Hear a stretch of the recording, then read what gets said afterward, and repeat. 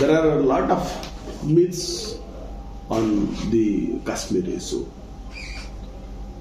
Let me tell you, as I have studied the issue. After the Second World War, UK and even India came under the Marshall Act. They were getting grants and they were obliged to the Marshall Act of USA.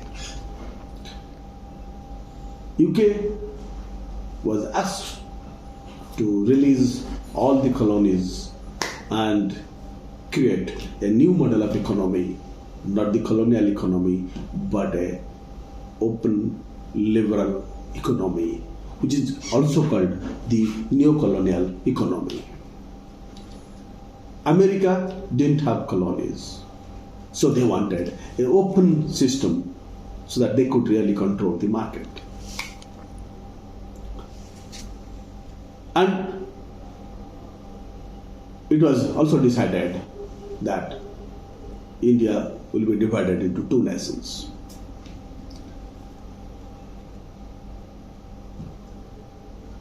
Kashmir was a complex issue because most of the people were Muslims and the king was a Hindu. This part of Kashmir, which is in India now, the people were mostly Sufis and they were not comfortable with the mainstream Muslim political organizations led by Jinnah and others. Besides, their key leader, Sheikh Abdullah, otherwise called the Lion of Kashmir, had a different political path. He had nurtured his constituency for 20 years with three agendas. One, say no to king and feudalism, land ceiling, and equitable development.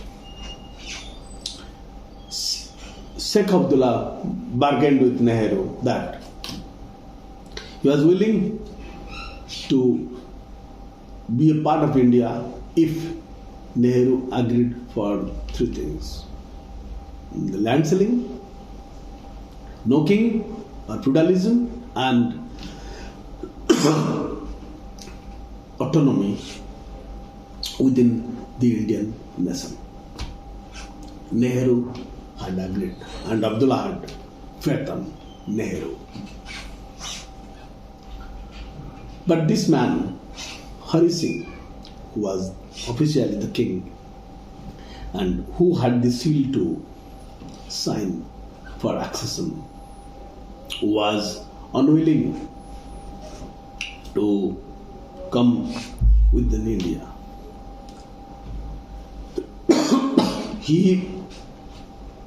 Even Nehru had to request Gandhi to persuade Hari Singh. Gandhi went, talked to him. Hari Singh almost agreed, but next day he sent his Prime Minister, one Mr. Kak, to Lahore to negotiate with the Pakistani leaders, the Muslim leaders. And this man Kak was always opposed to accession to India. Finally, in 1948, when the tribal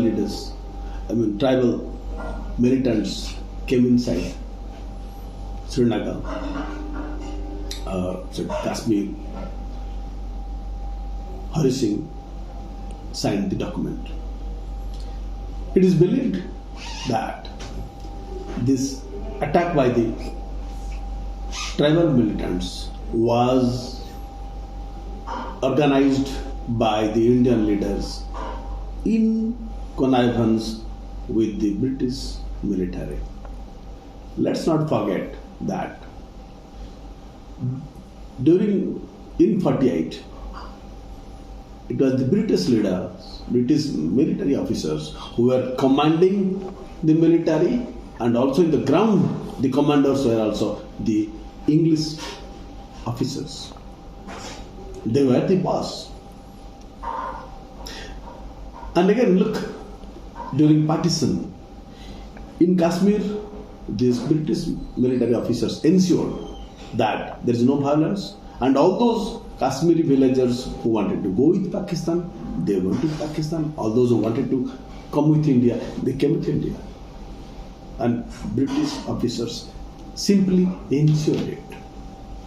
And British officers, the British military didn't want to use their power unless provoked too much, because that time the issue was with the UN, and the Security Council had already interfered into that matter. After and before accession and merging of Kashmir with India, the Kashmir Parliament had passed a resolution of abolition of the land and had passed a resolution for land selling.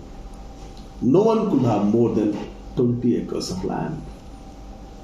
Kashmir was ahead of India in this contest. And once the land selling act was enacted,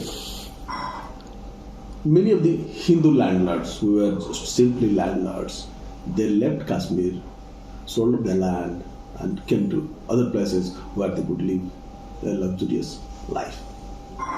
The exodus of Hindu landlords started then. RSS leaders were opposed to this land selling act. They were supportive of feudalism and the kings. During that period, Shyama Prasad Mukherjee made a visit to Srinagar, and one day he was found dead. It was a mysterious death. Many people claim that Sheikh Abdullah had arranged his murder. There are no documents, and it is still called a mysterious death. Subsequently, when Sheikh Abdullah came to power, Nehru could not agree to give autonomy to Kashmir. Agreed for everything else, but not autonomy. So there was always a tussle between Sheikh Abdullah and Nehru. Government of India used to arrest Sheikh Abdullah on certain times and again release him. That continued for almost many 3 decades or 4 decades. Congress continued that strategy of negotiating and arresting and again negotiating with all those people, all those leaders, political leaders in Kashmir who were demanding autonomy. Autonomy was in the heart of many Kashmiri people. At one point, it erupted. Yes, it erupted in 90s when there was a Muslim agitation against powerful West. In Arab countries, the youth were against dominance of America and other Western countries, and they were organizing themselves under the name of Islam. But they were not Islamist fighters. Like Iran, the Iran revolution was led by Khomeini or the Muslim leaders, Muslim religious leaders, but their philosophy was inspired by Marx, by socialism, and it was against any kind of dominance.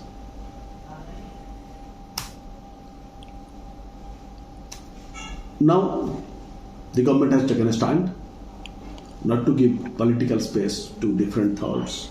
The thoughts of Kashmir autonomy or liberty is another agenda. It's a path.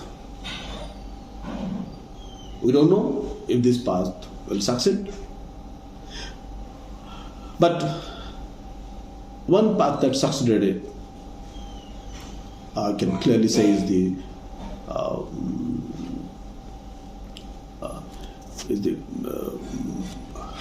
in UK, the Northern Ireland. The Irish people were fighting with guns, with the England rule, UK rule. The fight was for almost 10 years. The Britishers never took a real military fight with the IRA, Irish Republican Army. But they continued to negotiate with them, and finally peace came. So there are methods available within democratic processes to bring peace. Let's see what succeeds. But personally, I think democracy and liberty should not be compromised at any cost.